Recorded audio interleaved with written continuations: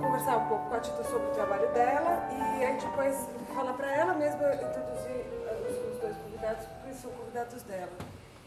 Tita, eu queria que você falasse um pouco para a gente como se deu esse primeiro processo de você começar a fazer essas aquarelas, especificamente dessa exposição. Okay. Porque você, uma época, você me citou que tinha uma relação muito grande com as dores. Inicialmente eram as suas próprias dores, e aí depois teve um outro processo que se desencadeou. Então, se você quiser falar. Tá bom. É o seguinte, eu estava até comentando aqui com a Madalena, quando ela chegou, como é que eu fui introduzida nesse mundo de arte. Primeiro eu agradeço a Gilce, que é a minha madrinha artística, né? A Gilce, durante muito tempo, me pediu muito, falar muito de fazer alguma coisa artística junto com o professor dela. E por falta de tempo, tal, foi postergando, acho que eu posterguei uns bons anos. Até que um dia eu conheci o professor da Gilce na casa dela, o Daniel, e tivemos uma afinidade muito grande e a partir dali ele passou a dar aulas para mim. E tudo começou de uma maneira muito simples. Primeiro eu comecei a fazer aquarela mesmo, simplesinha, porque era uma técnica mais leve, mais delicada. E eu comecei a trabalhar com imagens que eu tinha da minha infância, que eram os vestidos. Eu sou filha de uma costureira, então meu mundo era o mundo do modelo, o mundo do figurino. Então o vestido tinha um sentido muito forte para mim. O que era o vestido, ter vestido, fazer vestido, modelar um vestido. E aí eu comecei a desenhar os vestidinhos. E depois eu percebi que que eu estava desenhando só vestido e a mulher não estava ali dentro. Dali eu fui para a escultura, fiz uma esculturinha de vestido, era o vestido vermelho. Era um vestido de sonho, um vestido de alguém que sonhava não estar naquela cidade pequenininha que era São Carlos. Eu queria voar. Então, a mulher tinha voado, ficou o vestido. Depois eu fiz um vestido de arame, com tela de galinheiro e bordado em arame. E tudo ali era um expurgo. Eu comecei a perceber que ao trabalhar com arame, aquela dureza do arame, era uma forma de eu expurgar minhas próprias dores. Por que dores? Que dores são essas? Dores de corpo. Eu sempre tive muita dor no corpo. E naquela época eu estava vivendo um período que diziam que eu estava com fibromialgia. Né? Então, a fibromialgia dói tudo. São 27 pontos de dor. É uma coisa horrorosa, né? Tudo dói, tudo dói. E dor na coluna. Eu sempre vivi com muita dor de cabeça, enxaquecas, né? Sou um mar de dor. Então, a partir daí, eu comecei também a ir para representar o meu corpo. Comecei com a coluna vertebral, desenhando coluna vertebral. Então, meus primeiros trabalhos eram coluna vertebral. E ficou assim uma coisa meio não muito definido, umas dores minhas meio difusas e tal, isso no trabalho de aquarela. Até que um dia o Daniel me botou na parede e disse assim, olha, você faz alguma coisa com conteúdo, faz um tema, explora um tema e vai, porque senão eu paro de dar aula para você. Falei, opa, então vou falar das minhas dores agora, né? E aproveitei e estendi as dores do feminino. Então, comecei a criar o tema do feminino ferido. E aí eu comecei a me dar conta de que não sou só eu que sinto dor. Eu sinto no meu corpo, mas as mulheres sentem no seu próprio corpo e na sua alma. E temos vários temas que são temas dolorosos no feminino, né? E que aqui foi dividido didaticamente, até para uma compreensão, para uma formação de um catálogo, em aborto, em abuso, na gravidez, no abandono da mulher com filhos. Então, foi assim, o próprio corpo também, bem lembrado, Marina, como a mulher, para agradar, o que ela faz com o seu próprio corpo. Ela faz ginástica, não por uma questão só de saúde, mas para ter uma forma desejável, né?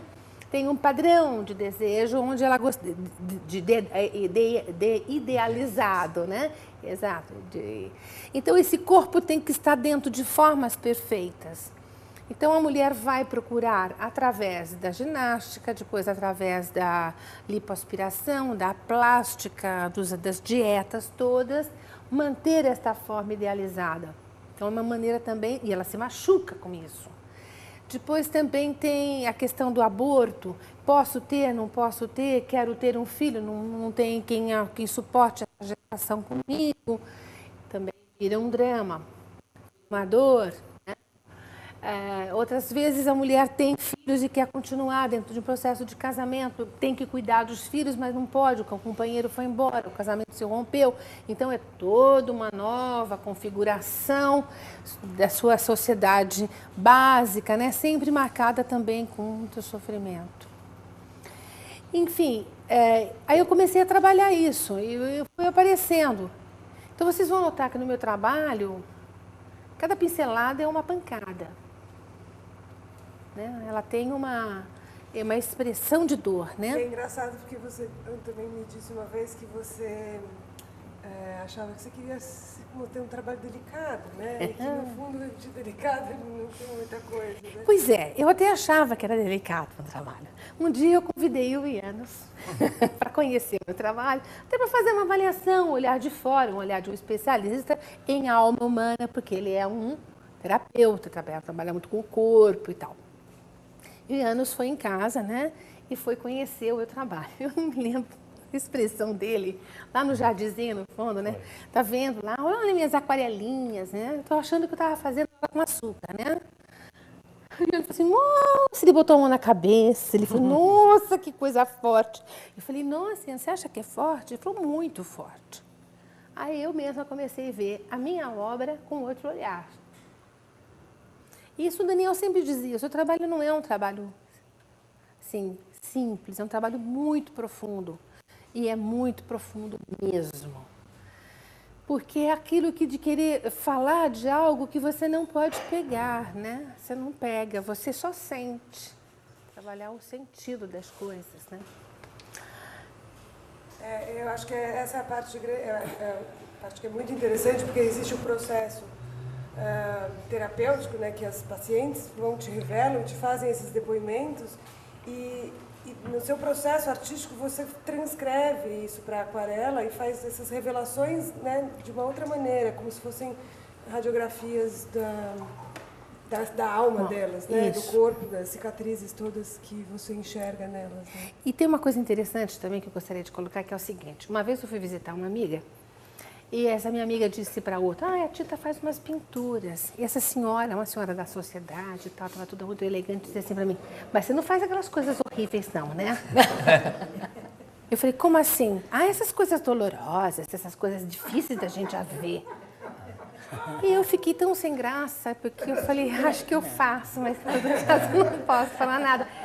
Aí eu pensei, e outro dia eu concluí o seguinte, a gente não tem escolha. A gente faz tudo para dentro, né? Como é que eu vou escolher aquilo? Se eu tenho que expressar, ou eu expresso, ou aquilo me angustia muito mais, né? Então, é isso. Um trabalho artístico que eu entendi depois de fazer esse caminho, ainda é uma curta jornada, você não tem escolha. Diante do papel em branco, ele é muito angustiante. Quando alguém fala assim, eu sou capaz de fazer isso. Papel, lápis, guache, o que você quiser, faça. Porque dá um branco, dá uma tremedeira, e aí, a partir dali, é que você vai vendo que você tem que expurgar aquilo que está dentro, que é uma síntese de todos os sentimentos que eu tenho, esse é o meu caso, né, que eu tenho e que eu captei, que está aqui dentro. Porque nós, terapeutas, somos gratos a todos os pacientes, porque através deles a gente se vê e através deles a gente se cura.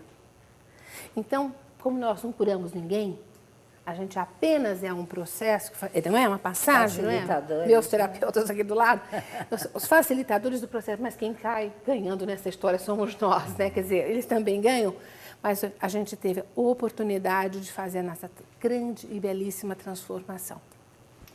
E outra coisa que eu achei muito interessante que aconteceu durante o processo todo, porque você ficou muito tempo, né, até se esgotar esse tema. Agora você já até passou por um tema novo, mas você ficou muitos anos pintando. Fiquei. Né? As aquarelas vêm de 2009, né? Isso. E exatamente. você teve depoimento de muitas pacientes, né? Muitas. Umas 10 e tal, mas no fim poucas resolveram então topar a ideia de realmente escrever um relato para entrar para a exposição. Então a gente ficou com esses 3 temas que a gente queria falar hoje, né? E mais o 4º tema, que não temos depoimento, mas temos as radiografias, né? E eu queria que você falasse um pouco dessa história que você me comentou até outro dia sobre o poder de vida e morte da mulher, né? Você abordar um pouco esses dois temas, a maternidade e o aborto. Essa imensa responsabilidade, né, que a mulher tem em suas mãos, tem no seu corpo, né? Que também eu pude ver essa experiência, aliás, por dois lados. Do lado da mulher, que quer ter o filho e acaba optando por ter, até porque houve condições disso, e o desenvolvimento dessa vida dentro do seu corpo, muitas vezes até com uma dúvida muito grande, porque tem todos os casos possíveis e imagináveis que a gente acompanha, mas eu vi de um outro lado que me chamou muita atenção, foi de um jovem cuja namorada ficou grávida. E ele queria muito ter um filho, e ela decidiu fazer um aborto. E ele chorava, ele dizia, mas é meu filho, ela não pode fazer isso com o meu filho. Então, naquele momento, você vê o drama do homem, que ele não tem a potência que diz ter o tempo todo na vida, que a gente fala dessa sociedade machista, dessa sociedade fálica, nesse sentido de ter. Não tem, está na mão dela. Porque ela vai optar por conseguir levar ou não essa gestação até o fim, né? Então, me marcou muito esse jovem que clamava pela vida do filho e ele não teve chance de poder ter essa experiência de ser pai, né? Então, no nosso corpo, estão todas as marcas, né, que a gente carrega da maternidade, principalmente, que deixa marcas muito profundas no nosso corpo. Depois que uma mulher é mãe, nunca mais ela tem o mesmo corpo, né? Pode ficar linda, maravilhosa, numa outra dimensão de beleza, mas está marcada, é indelével essa marca, né? Então, Tita, muito obrigada. Agora eu gostaria que você apresentasse os seus convidados, por favor, para a gente. Então, nós temos aqui algumas pessoas bem interessantes, né? O Janus e a Maria Claudina, são duas personalidades que eu conheço há algum tempo. A Claudina já faz tanto tempo, né, Claudina? Eu não sei o tempo, gente, vou esquecer. Não vamos falar em anos, nem tempos, porque já estamos na fase, assim, de falar que realmente nossos relacionamentos são duradouros. Exatamente. A Claudina é uma terapeuta, para quem eu entreguei até pessoas muito queridas na minha vida, que foi minha filha. E temos uma relação muito legal, muito próxima. Eu gosto muito do jeito dela trabalhar, do jeito dela interpretar e do jeito dela ser como amiga. A Claudina tem uma alegria assim, interessante, ela tem umas piadas legais, umas saídas fabulosas. Eu sou um pouco mais lentinha, mas eu adoro ficar conversando com ela. E o Janus eu conheci através de um trabalho que nós fizemos juntos. Ele também conheceu minha coluna. Ele conheceu a minha coluna e conheceu as dores da coluna. E foi uma relação muito legal também, não só como profissional, que de outros trabalhos que você fez com outras pessoas que nós tivemos a oportunidade de dividir aí. E eu gostaria que essas pessoas, ele que trabalha muito mais com o corpo, Maria Claudina, que também tem um trabalho no judiciário, que é bastante sério, bastante chocante, tem em alguns momentos, pudessem compartilhar aqui com vocês esse conhecimento, né? E todos que estão aqui, todos estão habilitados com suas histórias de vida, Melânia, Gilce, Beth, todos que estão aqui, Madalena, Gustavo, né? Todos vocês a participar desse painel, uma vez que todas vocês têm histórias. Todos vocês, já que tem dois homens, os outros ali, então a gente tem que botar tudo no masculino. Todos vocês têm histórias de vida para contar, para compartilhar. Então, está aberto o trabalho com vocês todos. Então, vou dar a palavra agora para a Maria Claudina Mendes, para ela contar para a gente um pouco do trabalho como terapeuta e como psicóloga do judiciário. E a gente chamou ela principalmente para falar do aborto, mas eu acho que do abuso sexual. E eu até escrevi essa frase no convite, mas não aconteceu nada, e bem que ela estava gostando, porque teve uma pessoa que veio aqui outro dia ver a exposição. Um psicanalista. Era um psicanalista, e ele falou para a Tita, Tita, mas se você for sua barra, isso não é um abuso? Isso daí, até que ela estava gostando, então a gente colocou essa frase no... Essa pérola. Então, passo a palavra para a Maria Claudina. Obrigada, boa tarde a todos. Eu gostaria, antes de mais nada, de aqui na presença de todos, cumprimentar a Tita pelo belíssimo trabalho, Obrigada. que embora ela diga que é um trabalho muito duro, eu vejo como um trabalho de uma sutileza enorme e de uma força muito grande. Exatamente por ela ter usado, eu acho, nesses trabalhos que estão expostos aqui, essa técnica de aquarela, né? Então, essas sombras, essas cores mais fortes, dão exatamente, no meu entender, essa dimensão mesmo das dores, das perdas, das conquistas, do que pode ser retrabalhado, porque eu vejo em cada coisa, cada dos quadros, não é?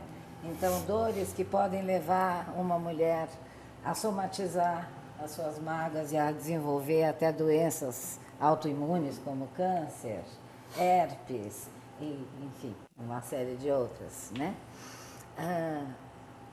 Dores que podem destruir uma pessoa e deixá-la totalmente desintegrada, que é o que pode acontecer muitas vezes nos casos de abusos sexuais, especialmente durante a infância e a adolescência. Aí eu entro no meu trabalho do Tribunal de Justiça, que eu sou da Vara da Infância e Juventude, e lá nós atendemos crianças e adolescentes em situação de risco, muitas vezes vítimas de abuso sexual, e infelizmente a gente percebe que isso ocorre em todas as camadas sociais, sem distinção. E que, em geral, ainda há muita dificuldade para se trabalhar com isso. Porque, como mesmo esse psicanalista falou, porque, como todo psicanalista ortodoxo, repete Freud. Eu estava pesquisando até outro dia num livro de Jung, que é a arte... Como é que chama aquele livro? A arte... Não. É a arte e a ciência, uma coisa assim. Mas o Jung faz uma crítica exatamente a esse posicionamento freudiano. Porque Freud diz que as crianças têm já toda uma possibilidade, porque têm sensibilidade, são erotizadas, são sexualizadas. Por isso, uma criança, quando sofre abuso, pode sentir prazer. Isso não quer dizer que ela tenha a malícia, isso não deixa de significar uma invasão da privacidade, uma violação da inocência daquela criança, uma destruição da infância, porque se não for muito bem trabalhado tudo isso, e não é fácil, Não mesmo. não é? As pessoas chegam à vida adulta e perpetuam a violência aí em plano psicológico, às vezes com filhos, com netos, porque projetam na vida dos descendentes abusos que às vezes não ocorreram. E aquilo é um novo abuso, aí psicológico. Aí impedem-se pais de ver filhos que não tiveram problema nenhum. Vão para a visitação no visitário público do Tribunal de Justiça, sem nenhum problema ter ocorrido. Mas ocorreu com alguma geração anterior.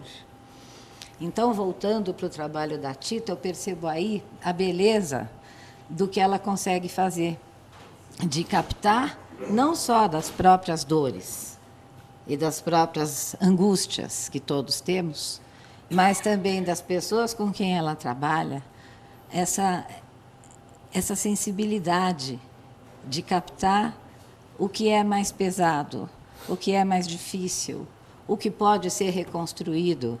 E ela, inclusive, coloca isso nas suas obras, quando a gente vê órgãos maculados, mas depois também há alguns que a gente vê todo o corpo regenerado, já com cores mais vivas, verdes, amarelos, não é?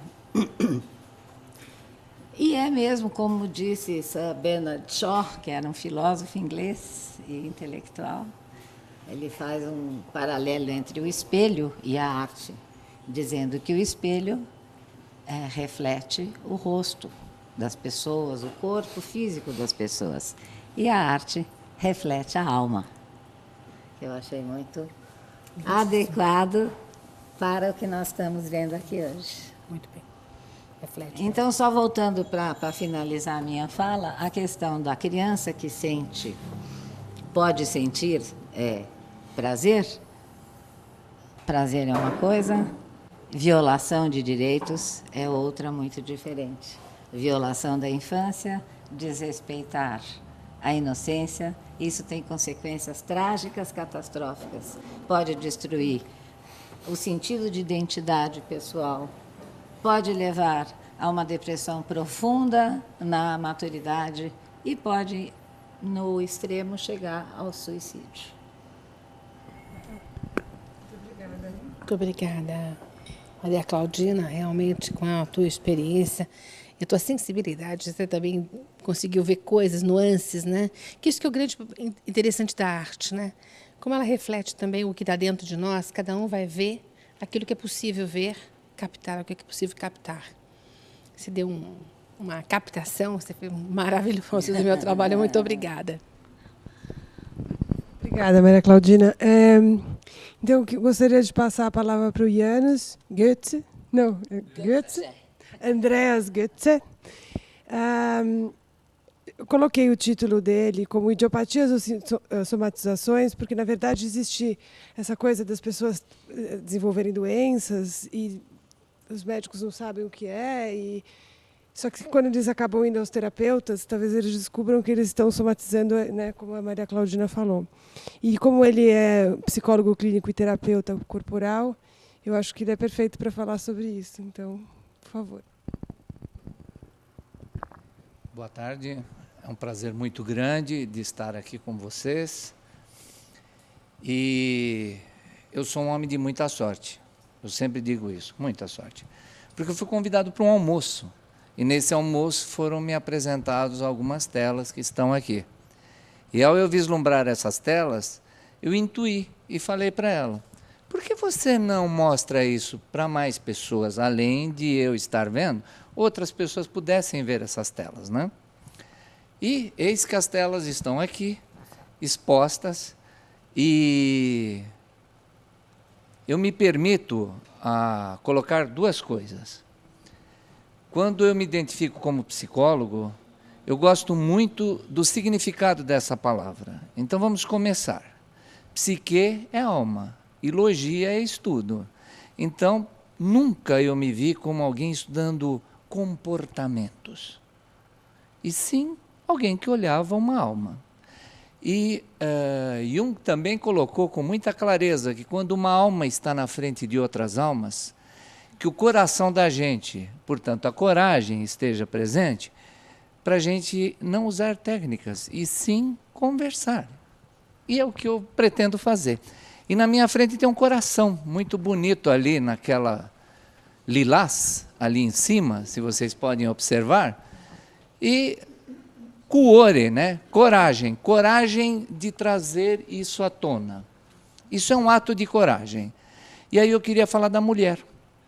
Porque me parece que há muitos e muitos anos alguém disse, porque alguém comeu da maçã e não foi o homem, e sim a mulher, de que parirás com dor. Não é muito prazeroso parir, não é? Mesmo com Le Boyer facilitando e outros, não é? Não mesmo. Não é muito fácil, é algo muito dolorido. Dizem as mulheres que se um homem tivesse uma menstruação, já pirava. Quem diria parir, não é? Então, nós não conhecemos isso.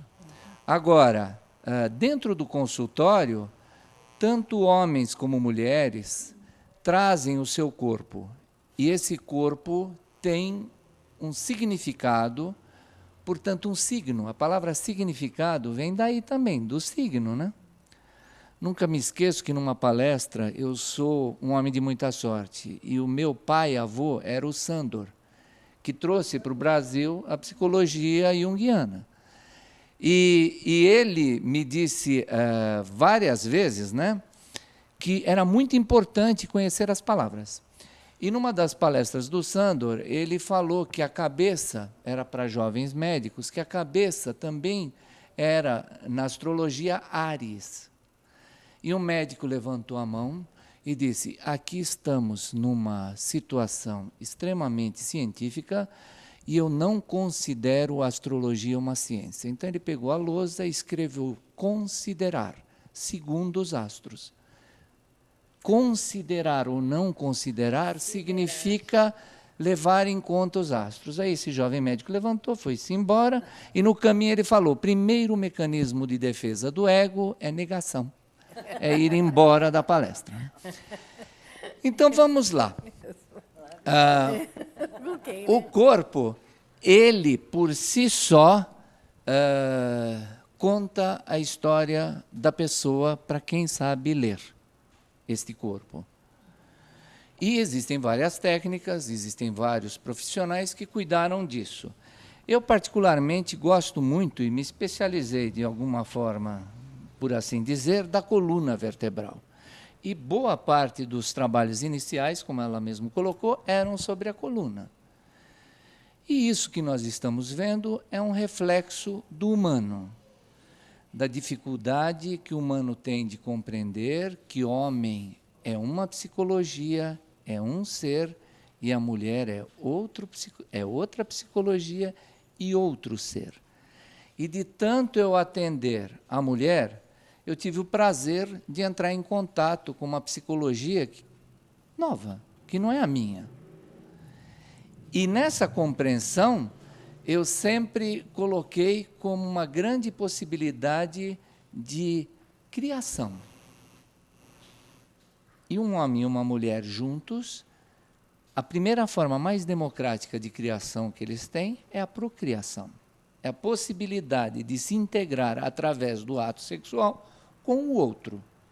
E nesse momento é muito interessante também. Já que estamos falando de aborto, já que estamos falando do corpo, já que estamos falando da maternidade, isso começa através da criação. Vocês têm ideia de quanto vale um óvulo e quanto vale um esperma? Um esperma numa ejaculação, numa única ejaculação, produz muito mais do que um óvulo. A vida inteira de uma mulher, a criação de óvulos não é comparável a uma ejaculação de um homem. Então, o óvulo vale muito mais. Por isso, a mulher vale mais. Porque é a que vai carregar dentro do seu corpo esse óvulo e é a que vai gestar uma vida.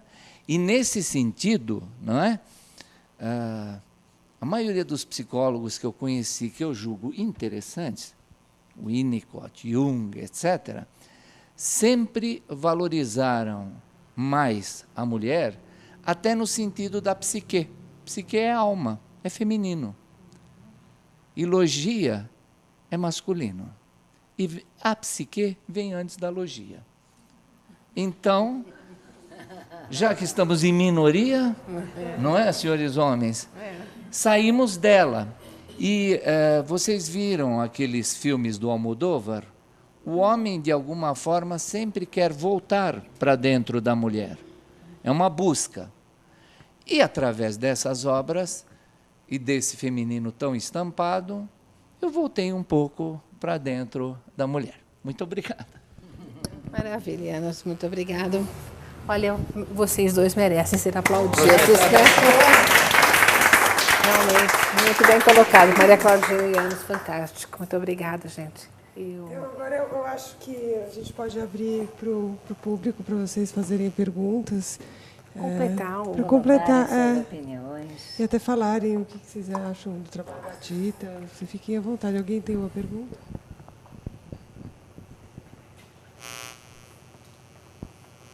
Vou interpretar segundo os corpos as perguntas.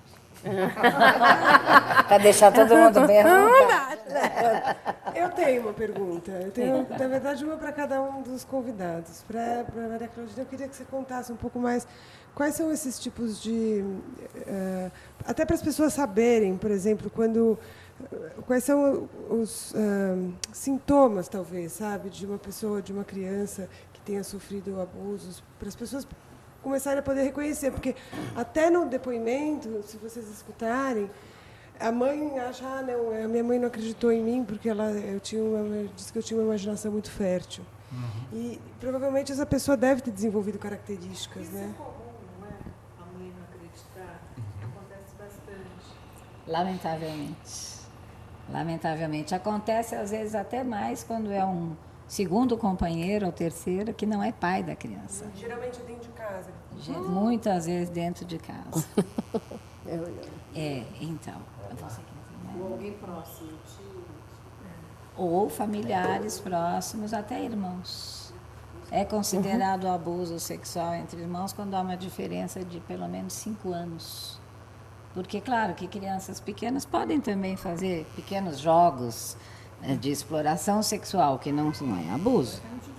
Às vezes chega também ao fórum algum caso, me lembro de ter chegado um caso que eu fui lá indignada falar com o juiz, porque uma escola relatou e enviou para lá que uma criança havia abaixado a calcinha da outra idade, das crianças 4 anos, as duas.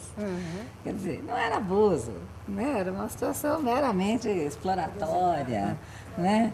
Exatamente. De curiosidade. Agora, nos casos de abuso verdadeiro, a gente percebe que as crianças chegam até nós profundamente tristes, visivelmente tristes, apáticas, atemorizadas. Em geral, quando elas conseguem falar, elas contam o abuso com riqueza de detalhes. Então, elas falam o tamanho delas e na sua inocência. Então, é assim, ele pediu para eu colocar, para eu pegar no pingolim dele. Ele pediu para eu acariciar, ele pediu para eu pôr a boca. Depois ele fez um xixi branco. É tão evidente, não tem como negar, muito embora os homens, quando não fogem, porque a maioria desaparece para não ser preso, porque é preso, claro, né? Mas quando eles não fogem, eles negam na maior cara de pau. Houve caso já no Tribunal de Justiça também que um fulano policial abusava da própria filha. A criança contou com riqueza de detalhes, foi para uma entidade que é especializada em tratar só crianças e adolescentes vítimas de abuso sexual. O caso foi para a vara criminal, só que na vara criminal eles haviam contratado uma equipe de psicólogos e assistentes sociais não concursados. Porque não fazem concurso, porque nananã, porque deve ter tido algum acordo que a gente não sabe qual era, com um pessoal completamente incompetente. Então, pegaram as crianças antes do julgamento, isso não pode fazer, e falaram para cada uma das crianças, vocês sabem que dependendo do que vocês falarem aqui, o pai de vocês pode ser preso. E isso e aquilo. O sujeito foi absolvido na vara criminal. E aí o caso voltou para a vara da infância. Na vara da infância chega o fulano cheio de pretensão, já fui absolvido, eu falei, olha, o senhor tem que entender uma coisa. O senhor deve saber que aquele processo estava cheio de irregularidades. Nós estamos sabendo. Ele, que irregularidades? Eu falei, isso não vem ao caso, ou seja, não é da sua conta. Né? Porque lá a gente tem uma psicologia bastante mais dura. E como? Né? Porque a gente está lidando com infrações, com violações dos direitos humanos, especialmente violações dos direitos de incapazes, que são as crianças e adolescentes. Né?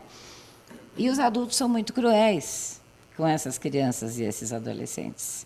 Muito cruéis na medida em que, muitas vezes, preferem acreditar na versão do adulto, que é mentirosa.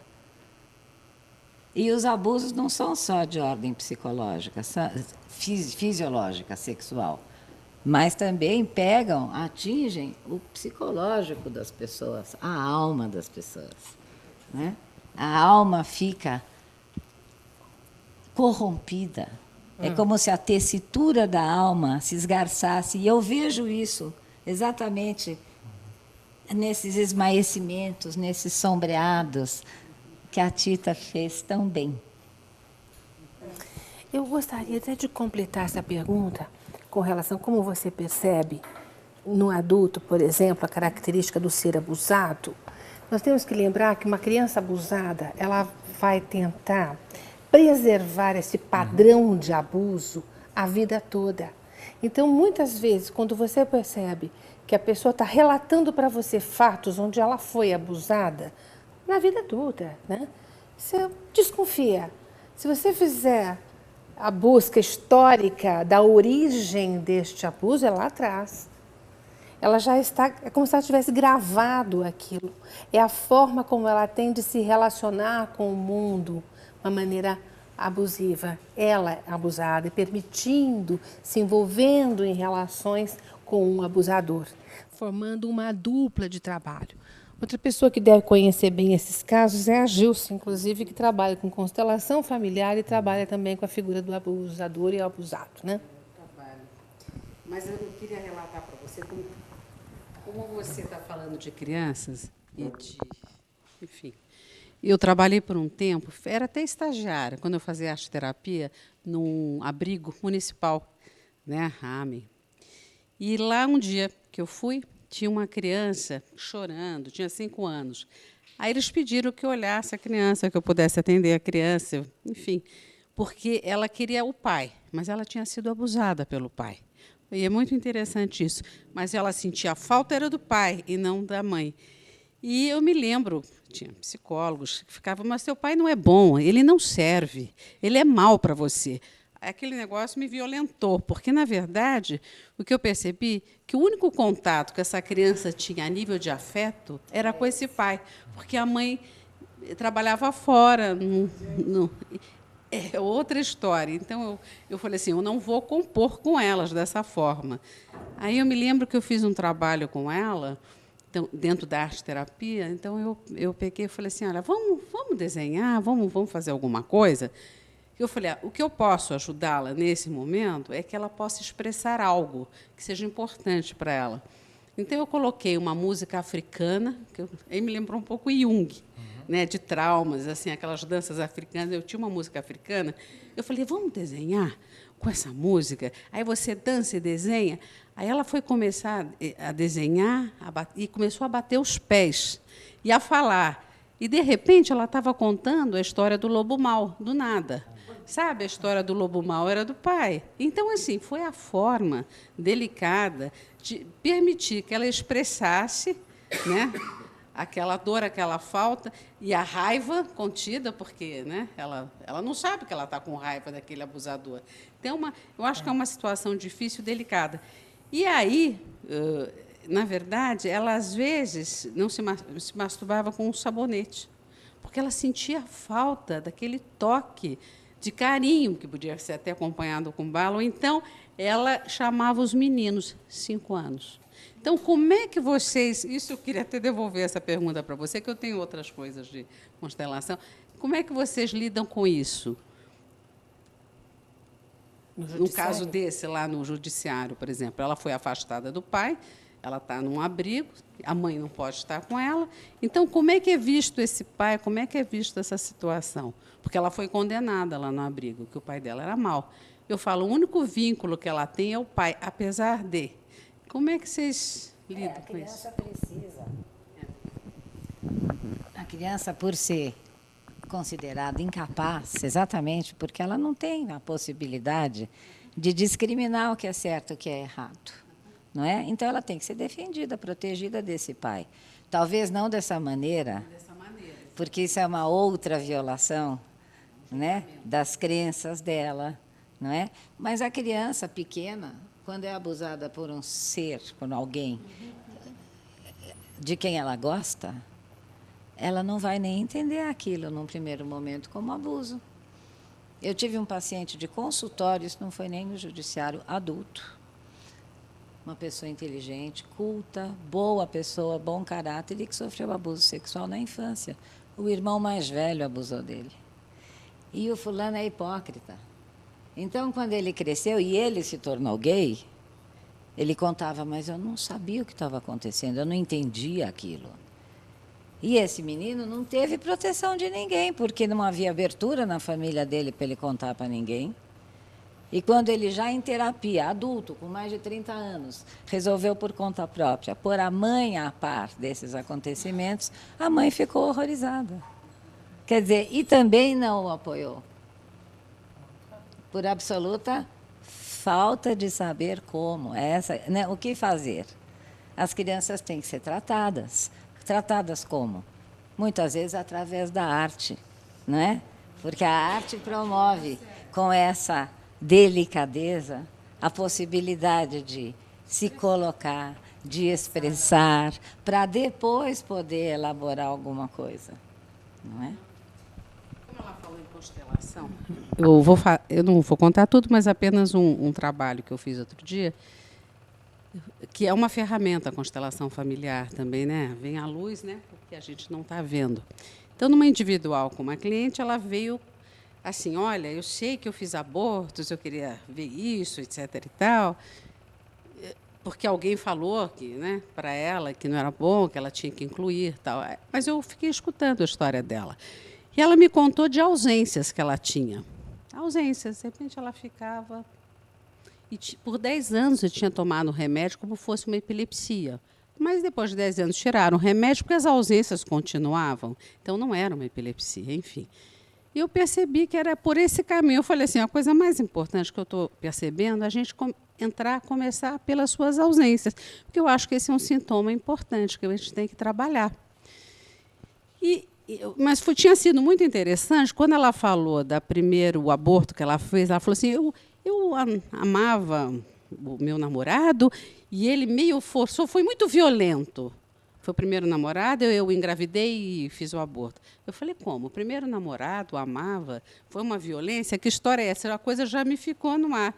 E eu falei para ela, você alguma vez sofreu abuso, alguma coisa?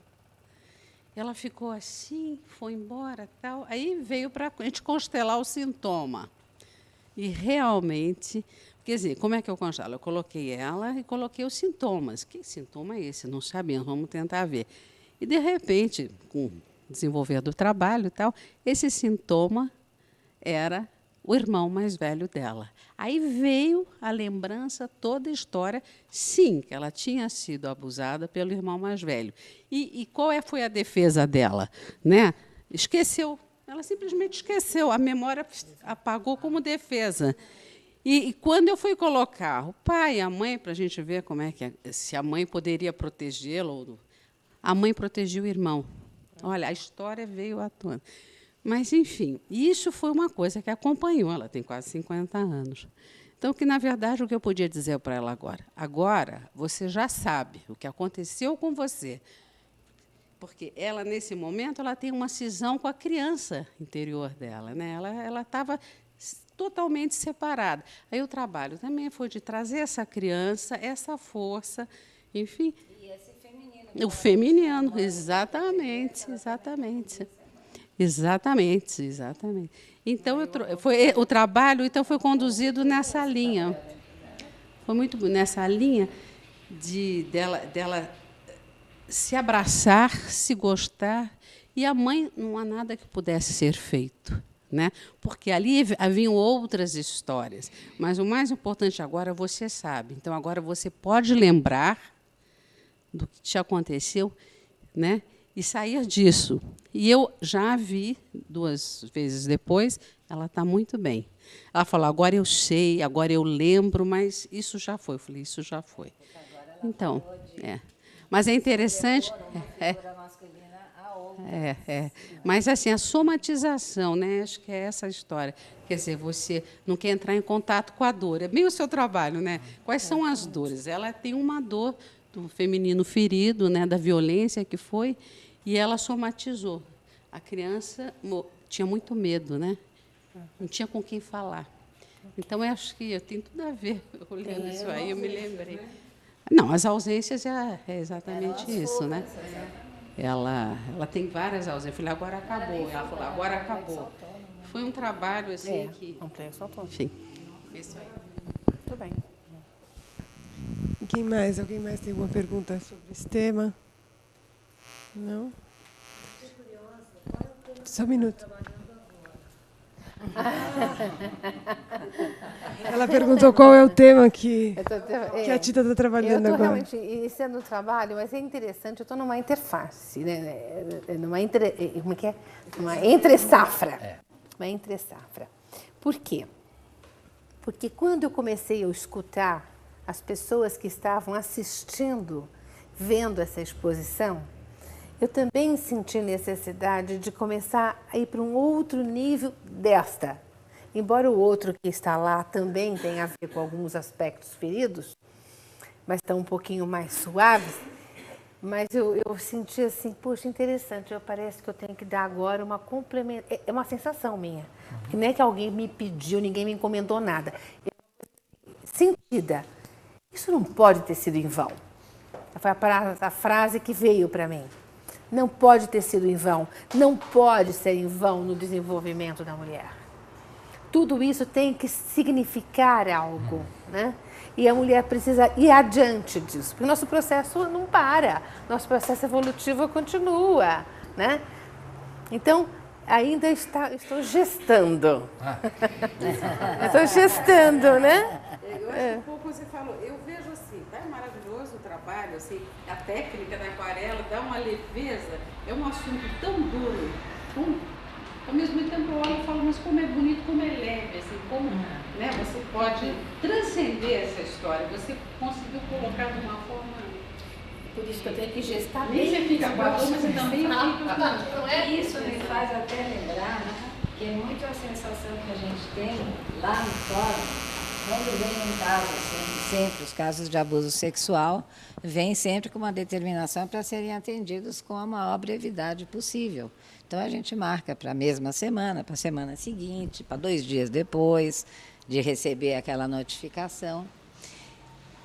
E a gente, muitas vezes, quando a criança já está fora de situação de risco, porque o tratamento, a abordagem feita é a seguinte, a criança tem, o responsável pela criança ou quem vai denunciar o abuso, tem que ir a uma delegacia, fazer um boletim de ocorrência sobre aquilo, porque só a polícia é que encaminha para o Hospital Pérola Baiton, que é o hospital de referência de saúde da mulher, para a criança, então, passar por todos os exames necessários e tratamentos necessários, inclusive anti-HIV, né? Porque, dependendo do caso e de quem cometeu o abuso, se houve penetração, tem que ser feito um tratamento para prevenir HIV. Não é? E a gente sente, paradoxalmente, às vezes, quando a gente espera aquela coisa pior, o que será que vai vir agora? Que horror que a gente vai, né? Que a gente vai se deparar. Vem uma criança já mais tranquila, porque quando um dos pais, a mãe, preferencialmente, é protetora, ela se separa do marido, ela dá proteção para aquela criança, e a criança fica tranquila, tendo um suporte psicológico, evidentemente. Mas é que também muitas vezes a mãe não fica sabendo. Muitas vezes a mãe não fica sabendo, demora para a mãe saber. Às vezes são vizinhos. Semana passada mesmo atendi um caso de uma mãe de 5 filhos que teve que abandonar os 5 em casa por absoluta falta de condição financeira de ficar com eles, porque ela teve que fugir do marido antes que ele a assassinasse. Aí ela contou, a minha colega, vocês ouviram falar na fulana? Tem um nome comum, porque eu acho que deve ter sido um caso que deve ter sido noticiado nesses programas mais sensacionalistas, de um marido que, como o dela, era possessivo, era infiel, era drogadicto, que isso é mais ou menos o perfil do abusador também, né? Tem aquele que tem mais o traço psicopático, né? Mas existem muitos os que são alcoolistas, cocainômanos, usam crack, e aí chegam em casa, violentam, espancam, podem chegar até a matar a mulher. Depois que essa mulher teve que abandonou os filhos. Aí esse homem, depois de um tempo, foi denunciado pelos vizinhos por violência física e suposto abuso sexual. Aí a mãe foi lá, a mãe está escondida mesmo. Está numa casa que ninguém sabe, no processo não pode constar o endereço dela. E o marido está desaparecido. Jurou, se comprometeu para o Conselho Tutelar da região que ele ia fazer tratamento, que ele já estava começando. Então, a gente pediu para ele levar o cartãozinho das consultas feitas já. Apareceu? Cartãozinho? Nada. Né? E a mãe falou, eu não posso, por enquanto, ficar com essas crianças. Então, aí o Poder Judiciário, junto com a Secretaria de Saúde, aí tem um aluguel social que é fornecido para essas pessoas. É uma coisa um valor muito pequeno, mas que para quem é de baixa renda já serve para alguma coisa. Então, eles dão R$ 300 para um aluguel social, imagina, nem um barraco na favela que está isso hoje em dia. Mas serve para um começo, em geral essas pessoas trabalham, então há todo um suporte, esses benefícios também do Estado, Bolsa Família, Bolsa Escola, Leve Leite, taranana, e com isso as pessoas conseguem ir vivendo. Mas há casos em que as mulheres têm que abandonar os filhos porque dependem economicamente dos maridos e eles, por isso mesmo, não as respeitam. Aí, nesses casos, também o Estado intervém fazendo o abrigamento institucional das crianças, até que a mãe tenha a condição de desacolhê-los. Eu não gosto de falar muito nesses casos. Acho que a gente pode mudar o tema, então, um pouco. A gente pode voltar para o corpo, talvez, um pouco mais light. Porque a Tita comentou sobre o que a mulher é obrigada a fazer, ela se obriga a fazer com o corpo, né? As cirurgias plásticas, esse excesso de ginástica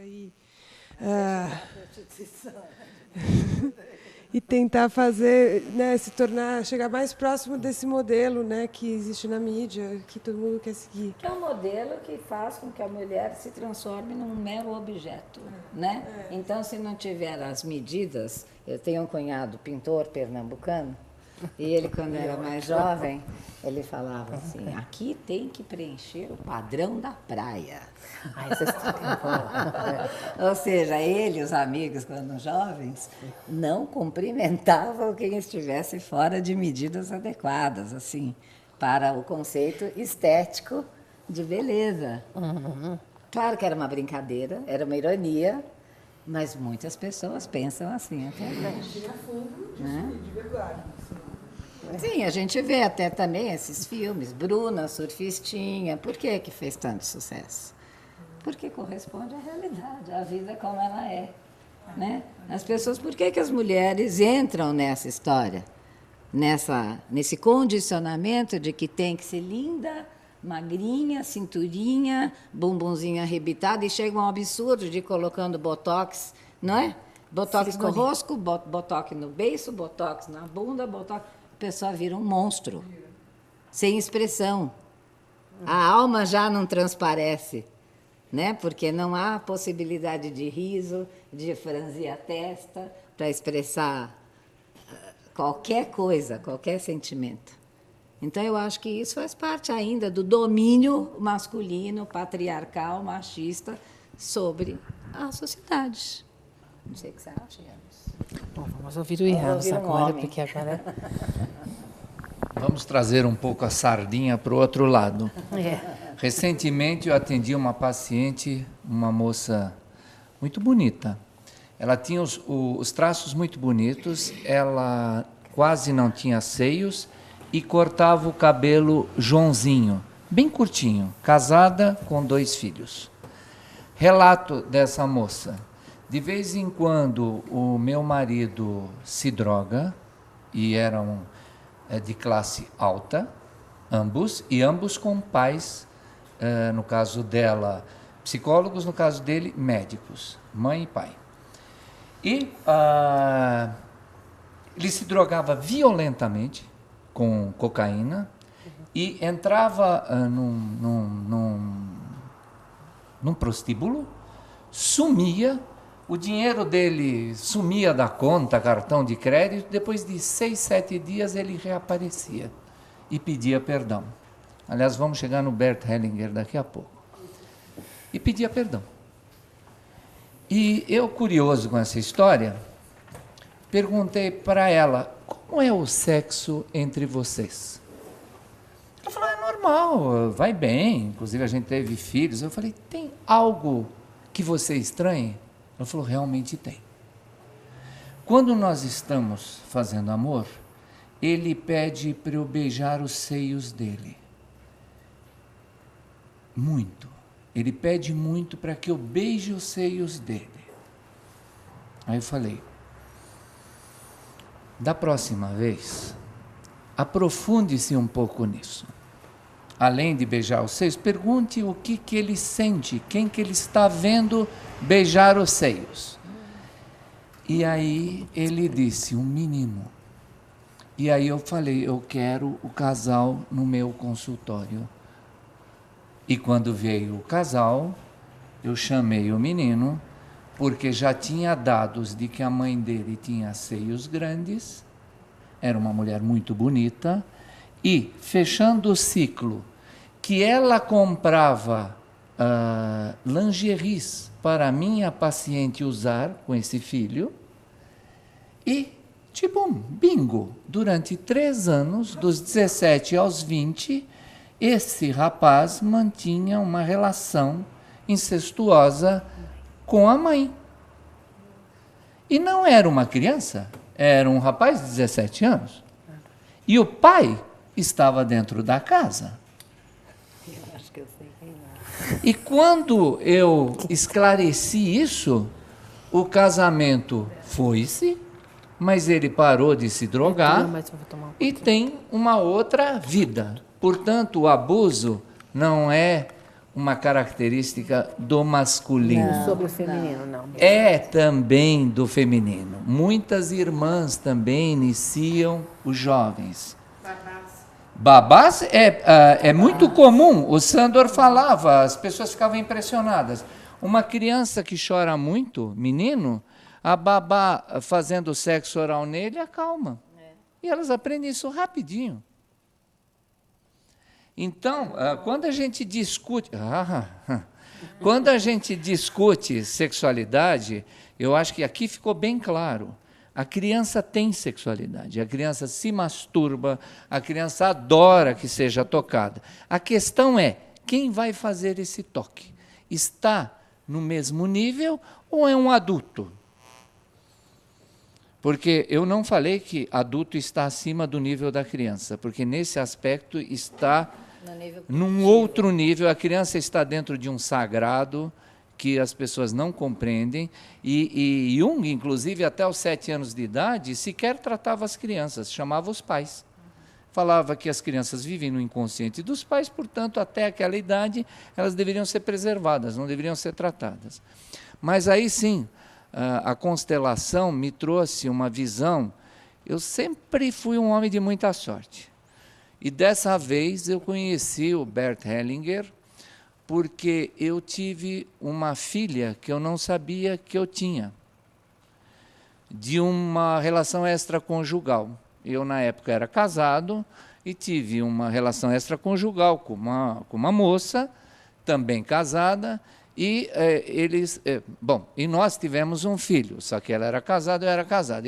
Essa filha foi registrada como sendo filha desse marido, e não como sendo minha filha.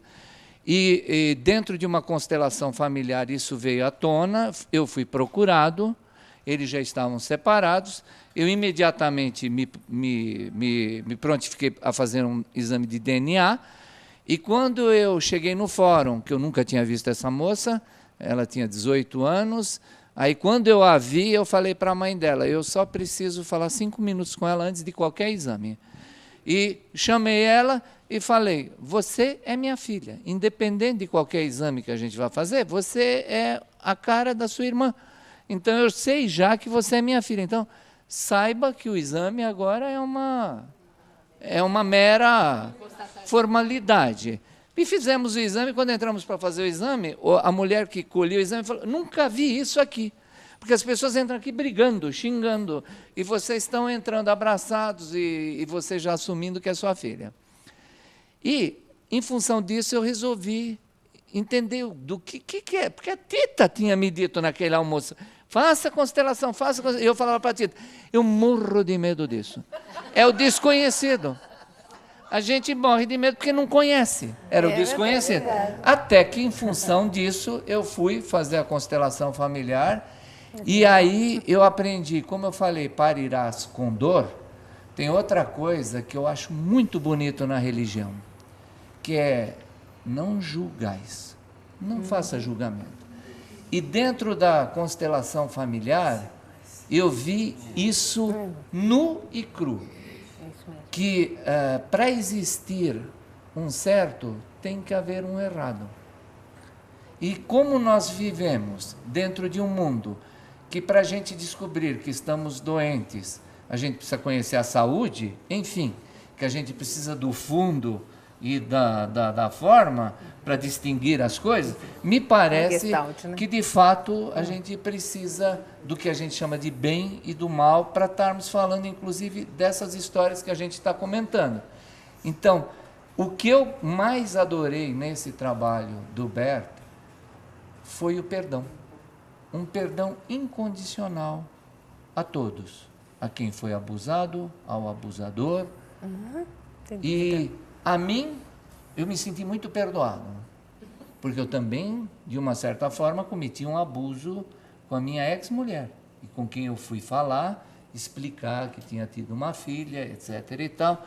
Eu não fui um marido muito legal, não é? Eu fiz muitas besteiras na vida. E graças a Deus, hoje em dia, eu aprendi que fazer besteiras é muito ruim.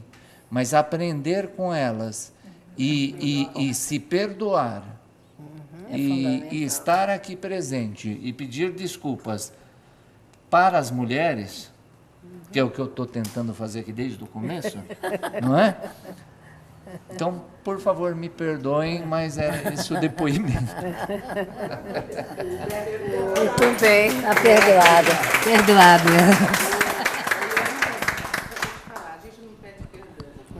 Sinto muito, né? Eu sinto muito. Eu sinto muito, porque é muito maior essa história.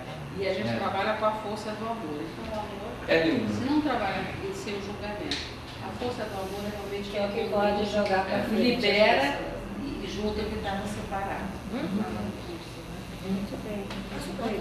Eu queria colocar uma voz masculina. Claro. Bem, né? A solidariedade aí, né? Muito bom, né? Legal. Mas, Tita, parabéns. É um trabalho realmente muito, muito bonito. E, enfim, eu não queria assim, sair do foco da nossa discussão aqui, mas, no fundo, a gente está falando muitas coisas ligadas à violência, né? Quer dizer, um abuso, um assédio é uma violência. E a gente estando aqui conversando, ouvindo todas as questões ligadas a crianças, abusos, assim por diante, essa informação expandiu um pouco no sentido de ver o quanto essa violência está presente em tantos contextos diferentes, né? A Tita, como eu, nós trabalhamos muitas vezes em organizações, eu sou consultor de empresas, né? Melânia é colega da gente, e a gente vê o quanto existe, por exemplo, no ambiente organizacional, né? Assédios e o quanto isso faz mal. Por favor, não estou comparando, digamos, um assédio sexual com uma criança indefesa, assim por diante, mas, de certa forma, quando um chefe faz um assédio moral, né? É uma chantagem, é uma violência e muitas vezes também é uma pessoa que de alguma forma está indefesa porque depende daquele trabalho e se não tiver no final do mês e assim por diante. Então, eu vejo que, na realidade, a gente vive num contexto muito violento, muitas vezes onde os chefes, as diretorias falam discursos belíssimos, né, sobre a importância do elemento humano e tal, e quando a gente vê na relação concreta do dia a dia entre um chefe e um subordinado, né, o quanto acontece de assédio e de mal-estar e assim por diante, e o quanto isso faz de mal para as pessoas, né? Isso é, de alguma forma, encarado quase como se fosse assim normal e natural, e não é normal e não é natural. Quando a Claudina contou aquele caso das crianças, né, que foi pedido para elas ficarem em silêncio, ali já foi um abuso do Estado, porque as crianças estavam protegidas. E até tudo um procedimento, e aí foram ameaçados, o próprio Estado não convém. Então, temos sim, acho que uma sociedade muito abusadora, né? E eu me lembro os direitos do cidadão, inclusive, como um todo, né? Independente de ser homem, mulher, criança, né? eu, enfim, na figura de engenheiro no meio de tantos psicólogos aqui, né, me lembro uma frase de Jung, né, que fala exatamente sobre o poder e o amor, né? Então ele fala: onde tem poder, não tem amor. Onde tem o amor, não tem poder. Mel, você gostaria de colocar alguma coisa? Porque você tem uma longa experiência também na organização, com análise transacional. Você teria alguma coisa para completar ou contribuir? Só poderia endossar o que o Bug falou. Só endossar o que o Bug falou e a cada dia mais a gente é solicitado para fazer trabalhos comportamentais que, na verdade, é um tapa-olho. Quer dizer, se faz durante o seminário, é tudo lindo, maravilhoso, e na volta, olha, agora você faz do jeito que eu quero, porque aqui quem manda sou eu. Acabou o trabalho. É. Quem manda aqui sou eu. É o poder, completamente. No mais, tudo que vocês estão falando está me mexendo muito em termos de pensar, de analisar, de ver, de observar as pessoas. E de ver também quantas pessoas que a gente não tem acesso nas organizações e que têm dificuldades psicológicas graves e que não vão para a terapia por N razões e que escondem essas dificuldades que passaram na sua infância. Homens e mulheres. De vez em quando eu sou chamada para ouvir alguma coisa. Eu queria falar um pouco com a senhora, mas eu estou meio sem jeito, ou estou meio sem jeito. E é de uma dor o que você colocou aqui, né, Tita? Você sabe muito bem, para mim está muito claro isso. A dor das pessoas realmente aparece aqui. Obrigada. Imagina. Eu ainda tenho uma pergunta para o Yanis, que eu fiquei muito curiosa de saber quais são esses tipos de somatização, quais são essas... o que acontece às vezes, quais são as doenças, talvez? Ok. O mais comum que a gente nota, e daí todo o trabalho do Sandor ser a nível de pele, toques sutis, é que as pessoas esquecem, né? Endoderme, mesoderme, ectoderme, né? Do ectoderme você tem a sua pele e seu sistema nervoso. Então, quando você vai no dermatologista, ele diz, isso é algo emocional. Nos jovens, as espinhas, por exemplo, são muito comuns, né? Digamos assim, ou o ser humano muito comum diz, nossa, os seus nervos estão à flor da pele, né? Isso é muito comum. Então, doenças na pele, porque a pele separa eu do outro, o meu mundo interno com o externo, e vice-versa, separa o mundo externo do meu mundo interno. A pele tem dois lados, o interno e o externo, né? Então, questões na pele são muito comuns já em conflitos, digamos assim. Casos mais graves, foi o que a Claudina falou, vão para doenças autoimunes. E você escolheu tremendamente bem o título, foi ela que escolheu o meu título. Vocês sabiam que a primeira colocação do título da minha matéria, várias pessoas falaram que dizer isso é falar, eu não sei o que se passa. A idiopatia, a gente pode dizer idiota mesmo, a gente não sabe quais são os mecanismos. Hoje os biólogos estudam o seguinte, imagina isso, estou falando de 1986, campo mórfico. Hoje em dia se pensa se aquilo que eu penso ou eu sou um receptáculo, eu sou uma televisão na minha cabeça que eu sintonizo, igual nos canais, o que eu quero pensar. Parece que esse é o nosso livre-arbítrio. O nosso livre-arbítrio estaria exatamente em aonde você vai se conectar. Então, essa é outra palavra muito importante, né? Hoje se sabe que todo o conhecimento em animais muito distantes repassa-se para a mesma categoria a milhares de quilômetros de distância. Então, o conhecimento humano, quando a gente faz uma palestra que nem está fazendo aqui hoje, isso é uma gotinha dentro de um oceano muito maior de outras pessoas que também já estão pensando nisso. Exato. Quer dizer, a hora que o ser humano, a gente nem entrou nisso aqui, mas seria tão importante, antigamente você levava uma tacapeada na cabeça, era arrastada para dentro de uma caverna, e que aborto, que filhos, que nada, tchau, eu tenho que jogar meu sêmen em outra fêmea. Era assim. Então alguém parou e pensou diferente. Então, quando a gente olha uma pessoa que tem qualquer tipo de doença, a primeira coisa que eu digo no consultório é: eu não sou médico, eu não preciso te ver assim. Não sei, a Maria Claudina talvez saiba disso. Na época em que surgiu a AIDS, se chamava SIDA. E eu tratei, desde o começo, pessoas portadoras de HIV positivo.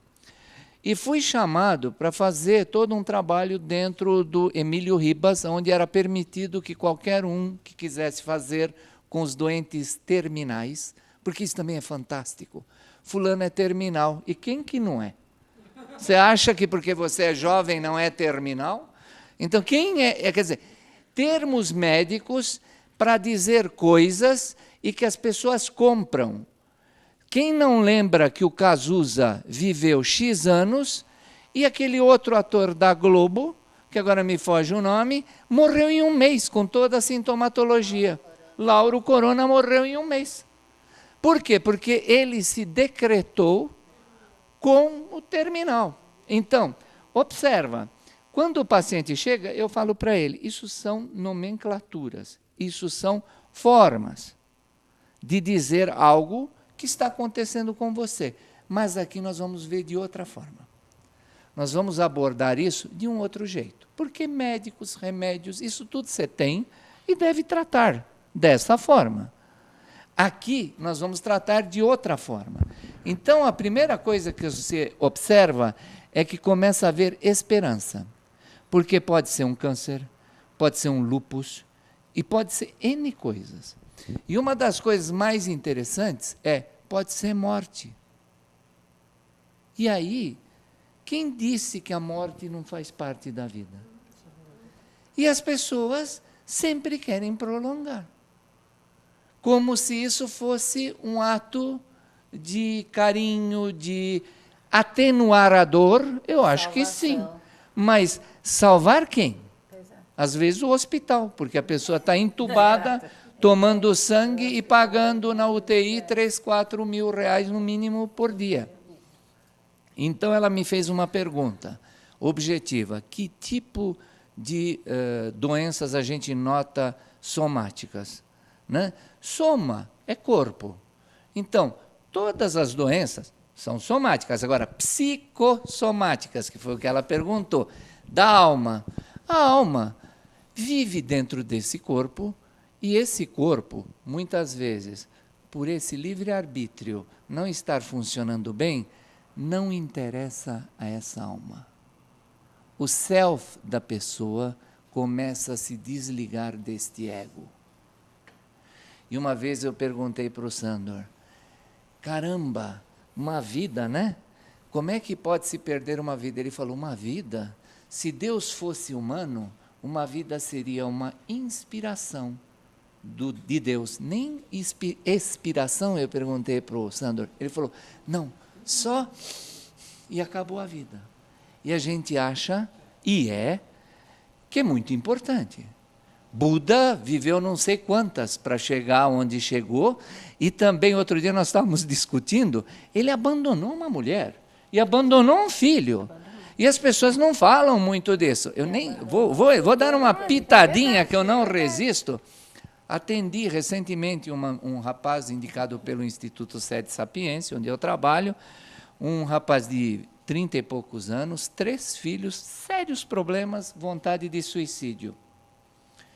Fez seminário e, no seminário, com 10 anos, ele foi convidado a saber como Deus fez o homem. A ver se navio tinha roda.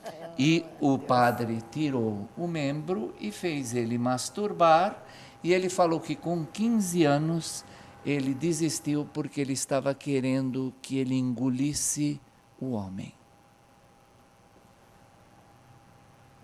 Então, hoje em dia, a gente tem que ver que a igreja está com sérios problemas, porque celibato, então eles não têm como lidar com a sexualidade, e as crianças que entram lá são alvo, vocês estão vendo, é noticiado. Então, também, você tirar de alguém algo que é do ser, porque a gente hoje em dia acha que o humano não é mais ser. Eu vou contar rapidinho também. Durante 2 anos, quando uma mulher engravida, durante 2 anos, ela é mãe. Ela não é fêmea. Ela é mãe. E o homem, muitas vezes, cai fora do casamento porque quer outras coisas e não consegue entender. É um hormônio. Existe um hormônio que liga a fêmea à cria. Então, saibam, nós somos... sim, mamíferos. E vejam a vida dos mamíferos e se comparem. Agora, nós temos um lado humano. E a Tita várias vezes fez, e eu de novo olho lá. E você falou com muita categoria, né? Coração. Ela falou sentimento, eu sinto que devo fazer. Ela não fala eu sinto que devo fazer. Né? Aliás, outro dia eu falei para um cristão, ele passava na frente da igreja e toda hora ele ficava assim, vocês conhecem? Falei, você sabe o que você está fazendo? Você tem noção? Ele falou, não, a sua inteligência tem que trabalhar com o seu amor crístico para que através da sua ação se ponha no mundo. E outro dia eu também mostrei, quando você parte a hóstia e mostra, aquele que julgou com Vênus, com amor. Esse é o corpo de Cristo, aquele que julgou com amor. Não precisa dizer que Bert Hellinger era ex-padre. Não? Ex. Casou-se, não é o pouco que eu conheço, agora que eu estou aprendendo. Mas, então, de novo, é uma atitude de amor que a gente tem que ter quando alguém se apresenta com uma doença e que a gente entende que, seja lá onde no corpo dessa pessoa essa doença está presente, ela pode e deve ser um caminho para ela própria se encontrar. A doença nunca é ruim. Ela sempre é uma possibilidade de transcender para algo maior. Exatamente, tem até um livro, não é? A doença enquanto caminho. E a primeira coisa que a gente quer, bondosamente, é tirar sintomas. Então, hoje eu digo, em sala de aula, e é muito engraçado, que hoje em dia o máximo é quem faz implante dentário. Antes era quem fazia tratamento canal, antes era quem fazia obturação. Mas cadê a escova, a pasta e a gente escovando os dentes para não chegar até o implante? Né? É a mesma coisa. Que todo mundo, né, hoje em dia, de todas as classes sociais, toma fluoxetina, né? Podia colocar na água, junto com o flúor, né?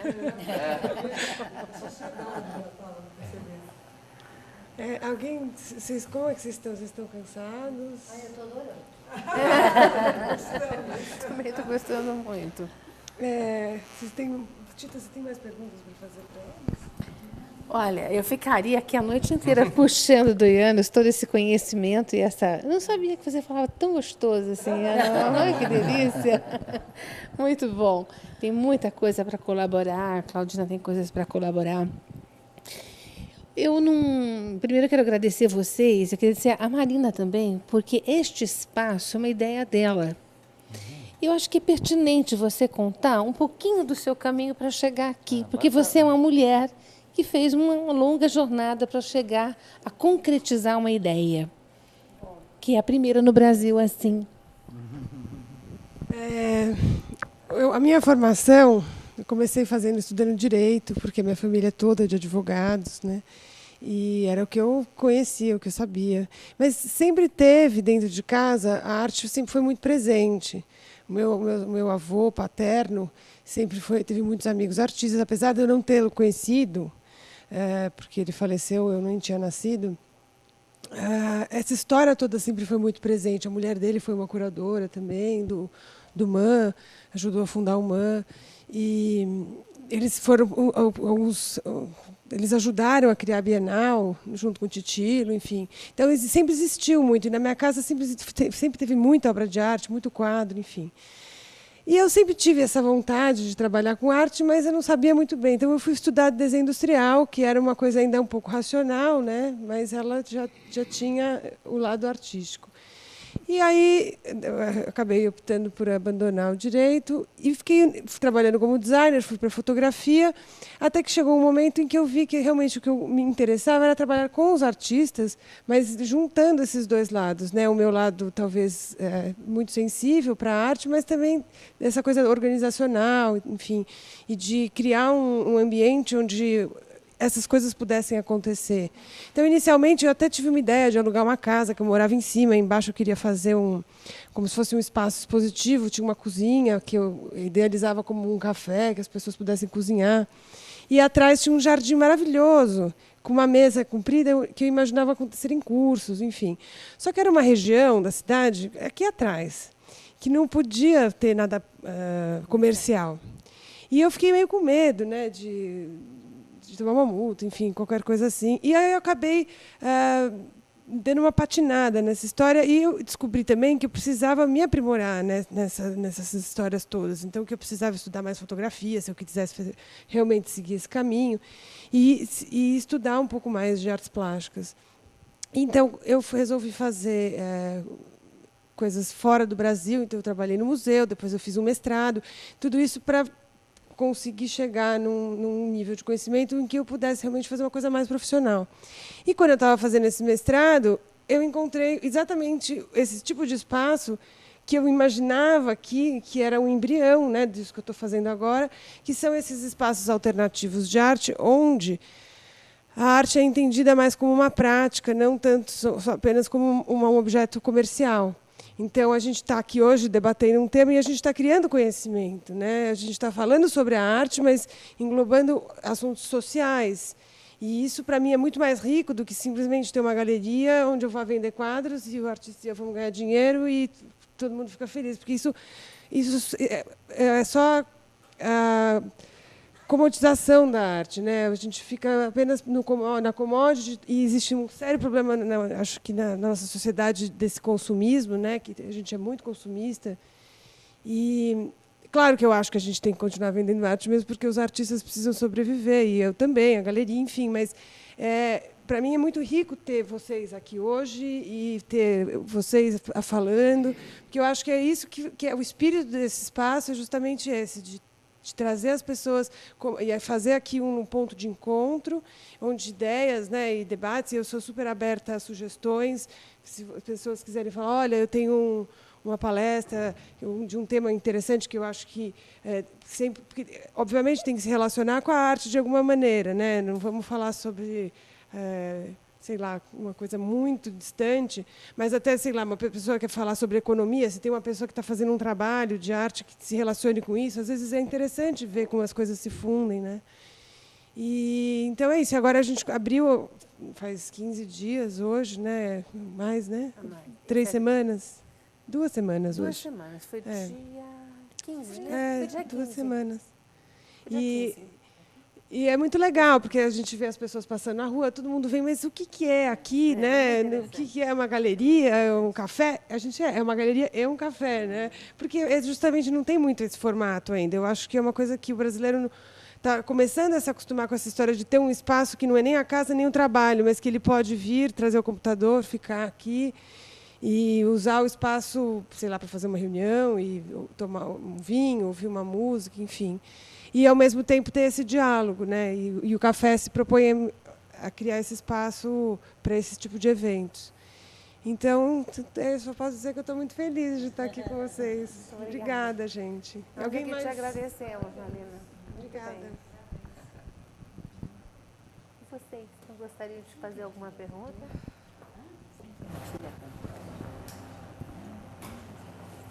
Gostaria muito. Passa lá. Para completar, vamos incluir. Bom, não sei se eu tenho uma pergunta, mas eu acho que dava para falar um pouquinho da questão das empresas de novo, voltar, porque eu também sou engenheiro, no meio dos psicólogos aqui, e eu sinto muito essa questão nas empresas, né, da falta de um certo tipo de entendimento maior, né, de que o nosso trabalho ele é parte da vida, mas ele está se tornando, né, nessas empresas uma coisa muito maior. Então, o que nós vemos, né, é que muitas vezes as pessoas elas substituem a sua família, os seus valores, a sua religião, né, pelo seu trabalho. Então, me parece que hoje muitas empresas se tornam a família, né? Se tornam que passam mais isso, exatamente, se passa mais tempo com os amigos do trabalho do que com a própria família. Então isso eu acho que é um tipo de violência também, né? Porque quando você entra num ambiente corporativo, se você não se prepara para isso, muitas vezes você se sente imbuído, né, a entrar nesse clima, a ficar nesse clima que é fabricado pelas empresas, né, e os chefes têm muito a ver com isso, né.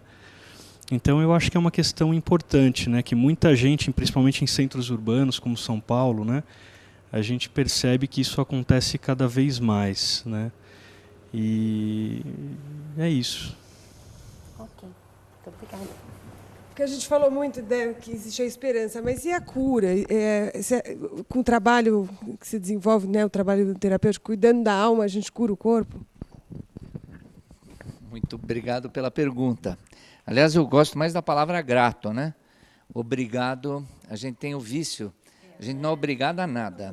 Então, grato, muito grato pela pergunta. O agradecido. Isso me remonta a uma imagem que eu tive, porque eu tive um grande mestre, né? Eu falei que eu tive muita sorte. Eu tive um mestre que me educou, e acreditem, foi quem tirou eu de dentro da minha mãe. Então o Sandor fez o parto, ele era também um médico ginecologista e obstetra, e fez o parto, eu então nasci nas mãos desse grande mestre. Ele me dizia assim: você já viu algum planeta irradiar escuridão? Existe um momento em que seu planeta não pode estar de frente à luz, mas nenhum irradia escuridão. Porque eu perguntei exatamente o que você perguntou. A doença, então, não existiria. O que existe é um momento em que você não está na saúde.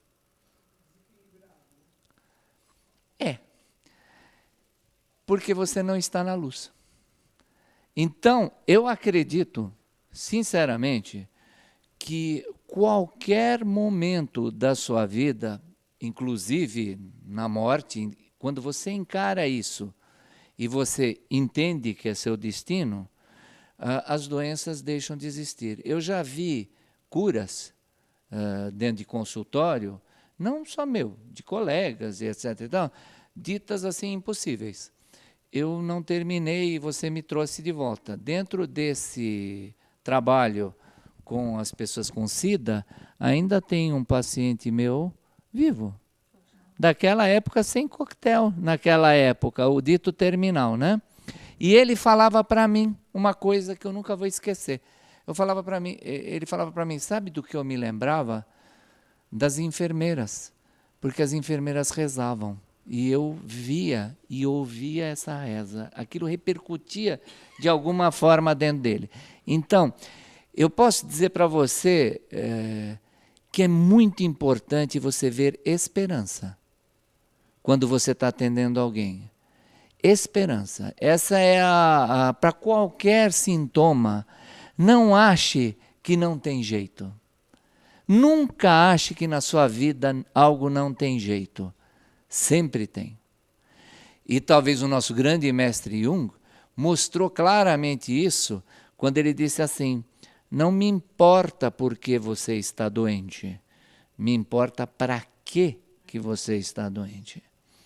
Não me importa o que te aconteceu. Isso outros mestres depois também desenvolveram, né? Diz assim, um deles, não me importa o que lhe fizeram, me importa o que você faz com o que lhe fizeram. Hoje em dia, brincaram com o sotaque húngaro, né? Eu tenho familiares que até hoje acham que são infelizes por causa dos russos que os tiraram do país deles.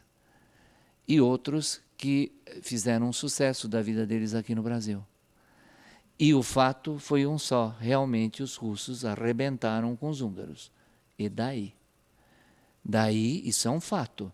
Agora, você está doente, é um fato. Agora, o que você pode fazer com esse fato? Se você se resignar ao que o diagnóstico te diz, você está frito. Não aceitem diagnósticos. Esses diagnósticos são limitados dentro de uma ciência que precisa, igual os quadros da Tita, enquadrar algo que a Tita, como artista, é que pode fazer o seguinte: por mais enquadrado que aquilo seja, aquilo não pode ser visto como um quadro. Precisa ser visto como uma coisa muito maior. E nós, seres humanos, queremos, por causa até da nossa educação científica, enquadrar o ser humano. Então, fulano é isso, fulano é aquilo outro. Você não sabe o que estão fazendo com as crianças. Hiperatividade, agora estão dando Ritalina de montão para as crianças, porque a criança é muito ativa. Agora, com a quantidade de informação televisiva, através de telefone e de tudo mais, você teria que mexer em outras coisas e não querer pegar o cérebro de alguém e desligar, para não te incomodar. Aliás, botar uma criança durante 5, 6 horas sentada para ouvir um monte de gente falar um monte de coisas que ela não entende metade, muito menos para que aquilo vai servir, já teríamos que pensar se a nossa educação já não está enquadrando as pessoas. Então, a medicina, ela foi muito útil. Sem dúvida, o ser humano hoje vive muito mais do que vivia. Mas, cada vez mais, observem o que eu vou dizer para vocês. Cada vez mais a doença chega no cérebro. Porque do corpo os sintomas já foram tirados. Então, a sua pergunta é brilhante. Antigamente, as pessoas ficavam mal do estômago, do coração, da pressão. Tudo isso, com remédio, foi eliminado. Não. Foi transformado. Um sintoma não vivenciado, não compreendido, ele só se desloca. E vai, inclusive, dentro das empresas. Porque tudo no mundo é um reflexo do ser humano. Então, o ser humano vai, como essa linda casa é um reflexo seu. Eu falo da sua vida aqui de montão, só de olhar, vi Afeganistão, te interessou, eu presto atenção nas coisas. Então, vi que tipo de flores que você gosta, percebe? Então, a gente conhece a pessoa e... Exato. Aqui, ó, olha aqui essa mesa. Né? Nem tinha reparado. Oi.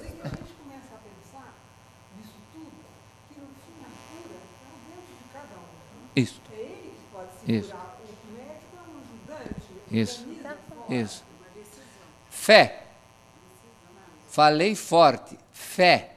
Eu acho que da família junto também, das pessoas que estão à sua volta, né? Olha, você está tocando no assunto, medicamente, sabe o que acontece? Vamos lá, não estou me alongando muito.